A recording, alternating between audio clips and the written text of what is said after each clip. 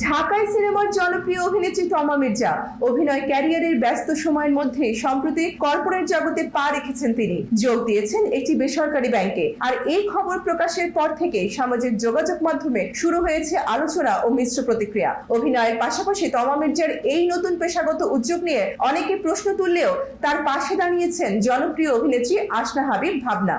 সামাজিক যোগাযোগ মাধ্যমে দেওয়া এক পোস্টে তমা মির্জাকে নিয়ে সমালোচনার প্রসঙ্গে ক্ষোভ প্রকাশ করেন ভাবনা। তিনি প্রশ্ন তুলেন, তমার জায়গায় কোনো পুরুষ অভিনেতা একই পদে থাকলে তাকে নিয়ে কি একই ধরনের আলোচনা হতো? ভাবনা বলেন, পুরুষ হলে অনেকেই তাকে বড় ভাই বলে প্রশংসা করতেন। তার মতে নারীদের পেশাগত সাফল্যকে ঘিরে সমাজে এখনো দ্বৈত মানসিকতা রয়েছে। তিনি আরো লেখেন, বয়স বাড়ার সঙ্গে সঙ্গে এই পিতৃতান্ত্রিক সমাজ ব্যবস্থা আরো স্পষ্ট হয়ে উঠছে।